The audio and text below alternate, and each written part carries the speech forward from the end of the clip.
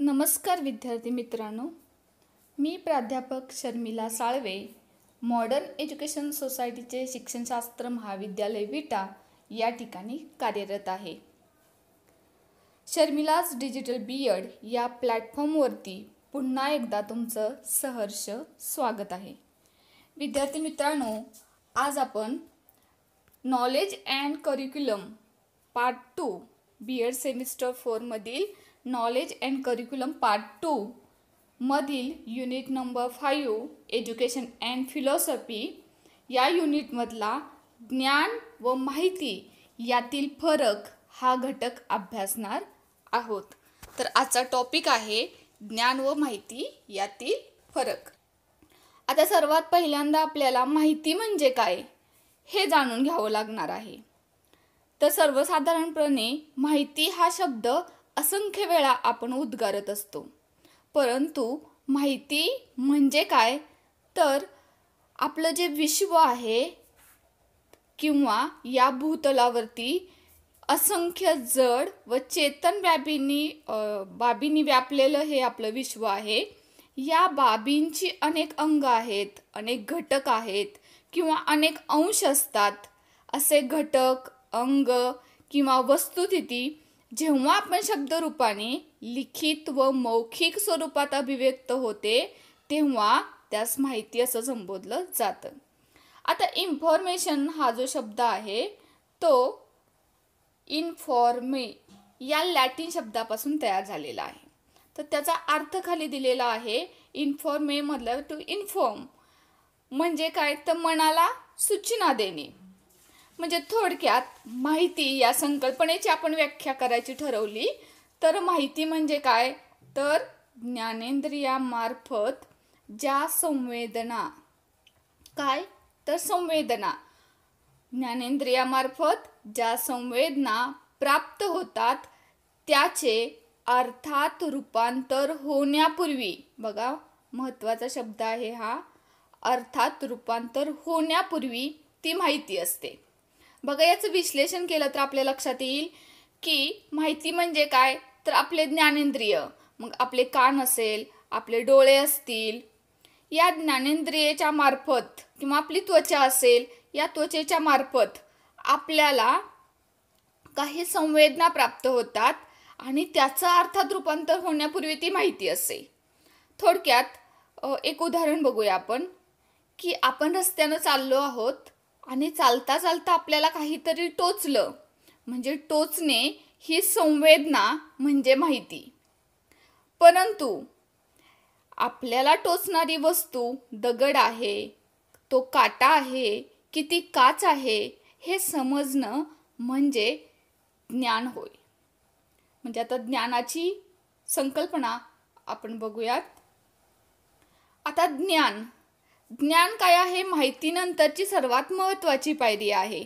म्हणजे माहितीवर प्रक्रिया झाल्याशिवाय तिचं ज्ञानामध्ये रूपांतर होत नाही. म्हणजे थोडक्यात बघा, त्या ठिकाणी आपल्याला काय करावं लागतं? ती प्रक्रिया करायचं म्हणजे त्या माहितीचं संकलन करावं लागतं, त्या माहितीचं वर्गीकरण करावं लागतं, विश्लेषण, अर्थनिर्वचन, पडताळा या सर्व पायऱ्यामधून माहितीला जावं लागतं. तेव्हा त्या माहितीचं ज्ञानामध्ये रूपांतर होत असतं. म्हणजेच आपण मगाचंच उदाहरण घेऊया की आपल्याला टोचणारी वस्तू ही काय आहे हे संवेदनेला जेव्हा अर्थ प्राप्त होतो तेव्हा समजतं. म्हणजे संवेदनेला जेव्हा अर्थ प्राप्त होतो तेव्हा ज्ञानाची निर्मिती होत असते.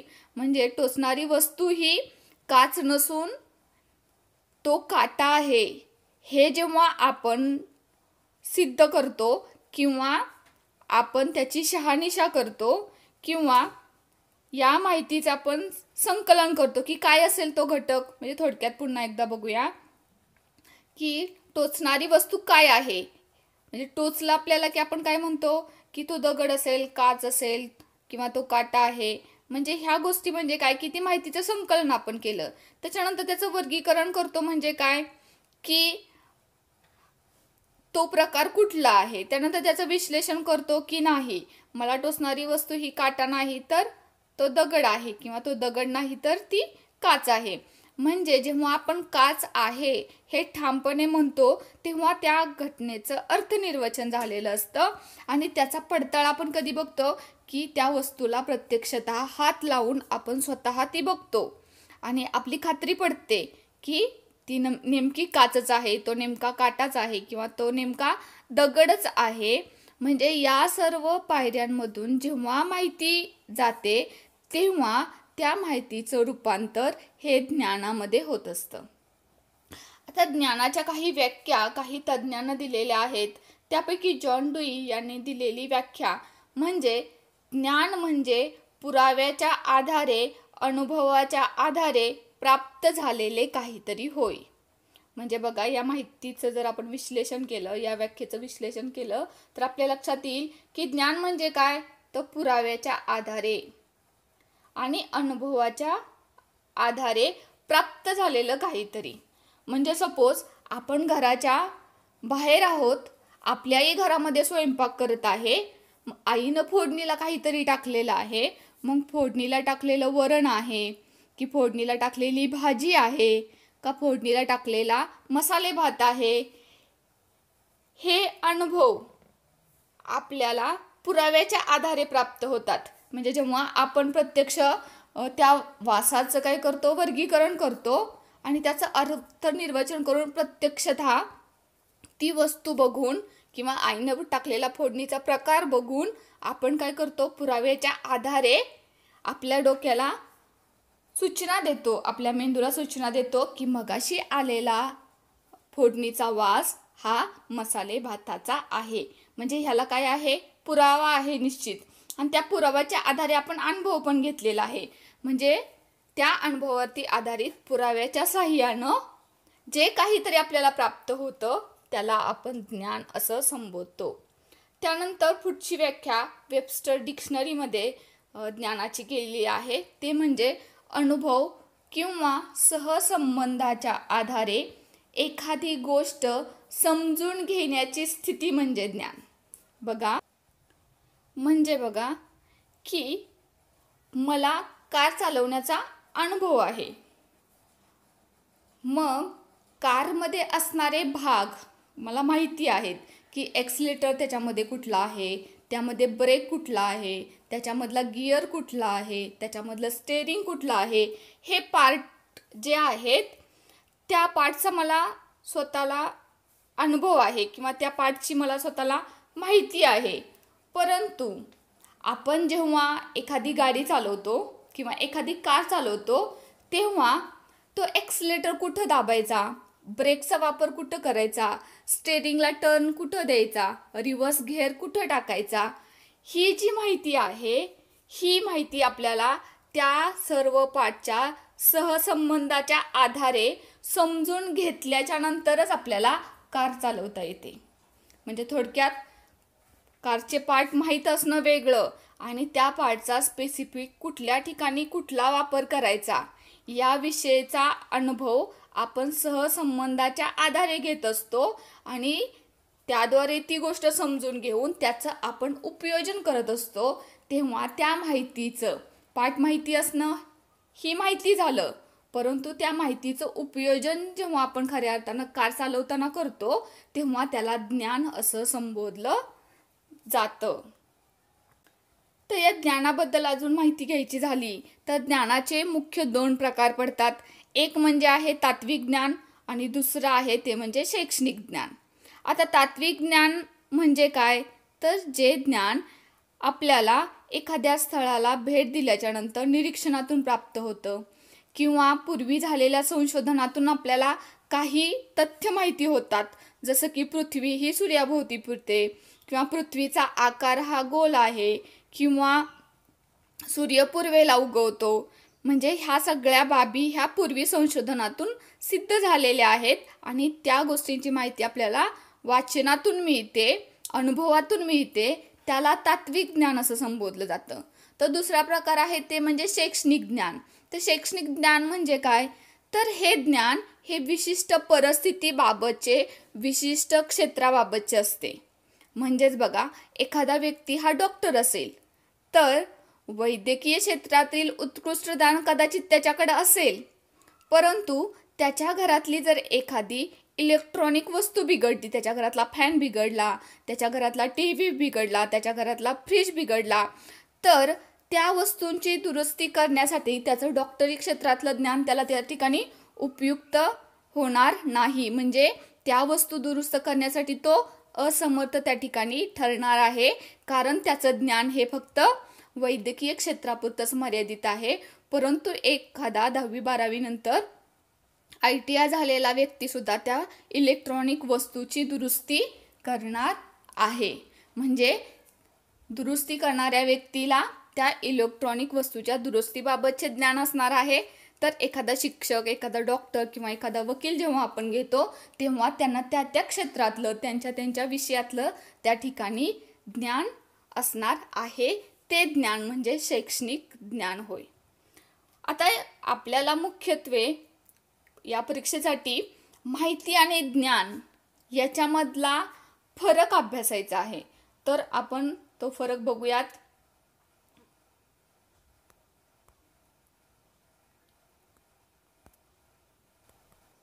आता माहिती आणि ज्ञान ह्यातला फरक आपण 1 बाय 1 बघूया. तर पहिला फरक माहिती आणि ज्ञानामध्ये आहे, तो म्हणजे असंघटित, असंबंधित वास्तव तथ्ये जी एकूण वाचून किंवा संप्रेषणाद्वारे प्राप्त होतात त्याला माहिती असं संबोधलं जातं. कशाला माहिती संबोधलं जातं? तर असंघटित, असंबंधित व वास्तव तथ्ये ती कशी माहिती होतात आपल्याला? वाचनाच्याद्वारे किंवा संप्रेषणाच्याद्वारे जेव्हा ती प्राप्त होतात त्याला माहिती असं म्हटलं जातं. की सपोज एखादा शब्द, की प्रकाश संश्लेषण कशाला म्हणतात, हा शब्द फक्त तुम्ही इंटरनेटवरती टाकला तर त्याच्याशी संबंधित लाखो पेजेस तुमच्यासमोर उभा राहतील. ती माहिती असंघटित स्वरूपाची असू शकते, तुकड्या तुकड्याच्या स्वरूपात असू शकते, किंवा एखाद्या पुस्तकामध्ये त्याच्याबद्दलची माहिती आपण बघू शकतो. म्हणजे ही माहिती आपल्याला कुठं प्राप्त होते? तर एखाद्या पुस्तकाचं वाचन करून असेल किंवा संप्रेषणाद्वारे असेल. म्हणजे आपण प्रकाश संश्लेषण म्हणजे काय हे आपल्या शिक्षकांना विचारलं, आपल्या वडीलधाऱ्या व्यक्तींना विचारलं तर ते ती माहिती सांगू शकतात. त्याला माहिती असं संबोधलं जातं. तर ज्ञान म्हणजे काय? तर माहितीची संघटित बाजू म्हणजे ज्ञान.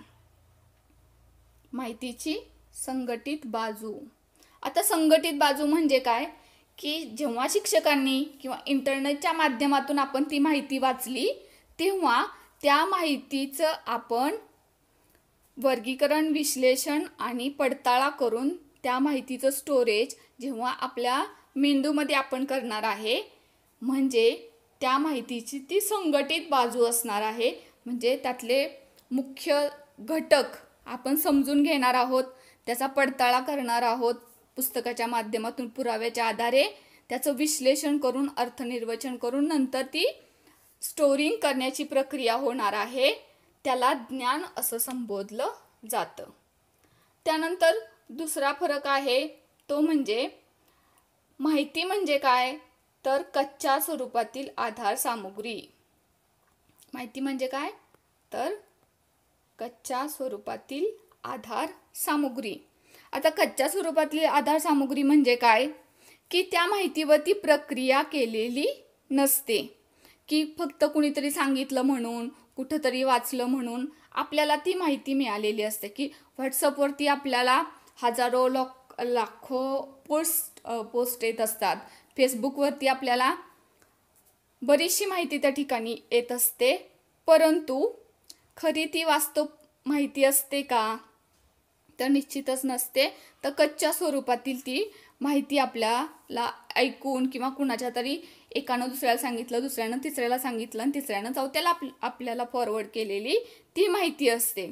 जसं की बघा, एखादा हा व्यक्ती तुमच्याकडे आला आणि त्यानं सांगितलं की तुझ्या अकाउंटवरती 10 लाख रुपयेचा बॅलन्स मी जमा केलेला आहे. ही माहिती आपल्याला कुणीतरी सांगणं, इथपर्यंतची जी प्रक्रिया आहे ती माहितीमध्ये येते. तर ज्ञानामध्ये काय होतं? तर सत्य, विश्वसनीय आणि स्पष्ट माहिती म्हणजे ज्ञान. म्हणजे आपल्याला सांगितलं कुणीतरी माहितीमध्ये की 10 लाख रुपये तुझ्या अकाउंटवरती जमा केलेत, परंतु ती माहिती सत्य आहे का? मग आपण वास्तव विचारात घेणार आहोत इथं, की एवढी मोठी रक्कम 10 लाख रुपये ही का छोटी रक्कम नाही आहे. तर एवढी मोठी रक्कम माझ्या अकाउंटवरती कुणीही जमा करणार नाही, हे सत्य आहे. आणि हे सत्य कसं आहे? विश्वसनीय आहे. कारण हे याच्यावरती कुणीच विश्वास ठेवणार नाही की 10 लाख रुपये उगाच्या उगा कुणी कुणाला देणार नाही. म्हणजे ही माहिती सत्य नाही आहे, विश्वसनीय नाही आहे, किंवा ह्या माहितीला कुठलाही आधार नाही आहे. ह्या वास्तवाचं भान म्हणजे ज्ञान होय. त्यानंतर तिसरा फरक आहे तो म्हणजे माहिती ही स्थिर असते. माहिती कशी असते? स्थिर असते. म्हणजे आपण जेव्हा इन्सायक्लोपीडिया काढतो, आपण एखादं पुस्तक काढतो, त्या पुस्तकामध्ये एखाद्या मुद्द्याबद्दल, एखाद्या घटकाबद्दल हजारो पेजेस लिहिलेले असतात. एखादी कथा, कादंबरी, नाटक आपण जेव्हा बघतो तेव्हा त्याच्यामध्ये काही ना काहीतरी माहिती दिलेली असते. ती माहिती स्वतः आकाशामध्ये उडून आपल्या डोक्यामध्ये हवेच्या माध्यमातून जाते का? नाही. तर ती माहिती कशी असते? स्थिर असते. आणि त्या माहितीपर्यंत जोपर्यंत आपण जात नाही, ते पुस्तक जोपर्यंत आपण उघडून वाचन करत नाही आणि वाचलेला भाग आपल्या डोक्यामध्ये साठवत नाही, तोपर्यंत ती माहिती ही स्थिर असते. म्हणजे माहिती कशी असते? स्थिर असते. परंतु ज्ञान कसं असतं? तर ज्ञान हे चैतन्यशील असतं. आता चैतन्यशील असतं म्हणजे काय, किंवा प्रवाही असतं म्हणजे काय? तर ज्ञानाचं संक्रमण एका व्यक्तीकडून दुसऱ्या व्यक्तीकडं जात असतं. आणि हे ज्ञान, सपोज आता ज्ञान आणि माहिती, याची माहिती मला माहिती आहे, ती मी पुस्तकातून वाचलेली असेल किंवा इतर काही माध्यमांच्या माध्यमातून समजून घेतलेली असेल. त्या माहितीचं तुम्हाला मी संप्रेषणाच्या द्वारे समजून सांगण्याचा भाग असेल. आणि ती माहिती तुमच्यापर्यंत पोहोचून तुमच्या डोक्यामध्ये स्टोअर होणं असेल. म्हणजे ह्या माहितीचं काय झालं? एका ठिकाणाहून दुसऱ्या ठिकाणी मार्गक्रमण झालं. म्हणजे त्याला प्रवाहीपणा आहे, की एका ठिकाणाहून दुसऱ्या ठिकाणी त्याचं स्थलांतर झालेलं आहे. म्हणजे माझ्या डोक्यातला भाग हा तुमच्या डोक्यामध्ये सुद्धा स्थिर झालेला आहे. म्हणजे त्या माहितीचं ज्ञानामध्ये रूपांतर होतं जेव्हा एका व्यक्तीकडून दुसऱ्या व्यक्तीकडे ते ज्ञान संप्रेषणाद्वारे पोहोचवलं जातं आणि त्या व्यक्तीनं त्याचं समाविष्टीकरण जर आपल्या मेंदूमध्ये केलं तर त्या व्यक्तीच्या ज्ञानामध्ये त्या ठिकाणी भर पडत असते. त्याच्यानंतर पुढचा फरक आहे तो म्हणजे माहितीचं स्वरूप हे भौतिक आहे. माहितीचं स्वरूप भौतिक आहे म्हणजे काय? की पुस्तकामध्ये लिहिलेली माहिती ही आपण डोळ्यांनी बघू शकतो, ऑडिओच्या स्वरूपामध्ये आपण ती ऐकू शकतो, किंवा एखाद्या चित्राच्या माध्यमातून काय संदेश सांगितलेला आहे ते निरीक्षणाच्या द्वारे आपण समजून घेऊ शकतो. म्हणजे माहिती कशी आहे? भौतिक आहे, डोळ्यांना ती दिसू शकते. परंतु ज्ञानाचं स्वरूप कसं आहे? तर ज्ञान हे मानसिक आहे. ज्ञानाचं स्वरूप कसं आहे? मानसिक आहे. मानसिक आहे म्हणजे काय? की माझ्या डोक्यामध्ये असलेलं ज्ञान जगाच्या पाठीवरती कुणाला तरी दिसू शकणार आहे का? किंवा तुमच्या डोक्यामध्ये असणाऱ्या बाबींची माहिती जगामधल्या कुठल्याही व्यक्तीला कळू शकत नाहीत जोपर्यंत तुम्ही त्यांना सांगू शकत नाही. आणि सांगितलं तरी 100% त्याच्यामध्ये जेवढं आहे तेवढं आपल्याकडून जाऊ शकत नाही. म्हणजे याचं स्वरूप कसं आहे? कुणाला दिसतं का डोक्यामध्ये किती स्टोरेज आहे? जसं की मोबाईलमधलं स्टोरेज आपल्याला माहिती असतं की किती GB माहिती आपल्या मोबाईलमध्ये स्टोअर आहे, तसं आपल्या मेंदूमध्ये किती GB स्टोअर झालेलं आहे हे कळतं का आपल्याला? तर निश्चितच नाही. म्हणजे ज्ञानाचं स्वरूप हे कसं आहे? तर मानसिक आहे. त्यानंतर पुढचा यानंतरचा फरक आहे माहितीला मूळचा मर्यादित असा अर्थ आहे. कसा अर्थ असतो माहितीला? तर मर्यादित अर्थ असतो. आता मर्यादित अर्थ म्हणजे काय? की एखादा कवी असेल, एखादा लेखक असेल, त्यानं एखादी कविता लिहिलेली असेल, तर त्या कवितेचा अर्थ हे हजारो लोकांनी ती कविता वाचल्याच्यानंतर सगळ्यांना समानच कळेल असं नाही. म्हणजे मूळतः त्या माहितीला मर्यादित स्वरूप असतं. म्हणजे एखादा दासबोध हा ग्रंथ रामदास स्वामींचा जर एखाद्या 10वीच्या मुलानं वाचला तर त्याला समजलेला अर्थ हा वेगळा असणार आहे. तोच ग्रॅज्युएशन झालेल्या एखाद्या मुलानं वाचला त्याला अर्थबोध वेगळा असणार आहे. आध्यात्मिक क्षेत्रामध्ये सर्वोच्च कामगिरी करणाऱ्या एखाद्या तज्ज्ञानं जर तो ग्रंथ वाचला तर त्याला होणारा अर्थबोध हा वेगळा असणार आहे. म्हणजे मूळचा अर्थ हा सर्वांना समान पद्धतीनं समजला असता तर तो भाग वेगळा होता, परंतु तो सर्वांना समान पद्धतीनं समजत नाही. म्हणजे ज्ञानाचा अर्थ हा ज्ञान प्राप्त करणाऱ्यानं स्वतः लावलेला असतो. जे माहिती म्हणजे काय तर मर्यादित अर्थ असतो. तर प्रत्येकाला समजलेलं नॉलेज, प्रत्येकाला समजलेला कंटेंट हा वेगवेगळा असतो. तो त्यानं स्वतःच्या अनुभवावरून, स्वतःच्या विद्वत्तेवरून तो लावलेला असतो. म्हणजे एखादं विश्वबंधुत्व हा शब्द जर विश्लेषण करायला अ या व्यक्तीला लावला आणि ब या व्यक्तीला लावला तर त्या दोघांच्या माहितीच्या सांगण्यामध्ये, उदाहरण दाखले देण्याच्या पद्धतीमध्ये तुम्हाला बराचसा फरक त्या ठिकाणी आढळणार आहे. कारण का तर ज्ञान प्राप्त करणाऱ्यानं तो स्वतः लावलेला अर्थ हा ज्ञानामध्ये समाविष्ट असतो. त्याच्यानंतर पुढचा मुद्दा आहे किंवा पुढचा फरक आहे ते म्हणजे माहितीचं संक्रमण सहज होते. म्हणजे माहितीचं संक्रमण कसं होतं? सहज होतं.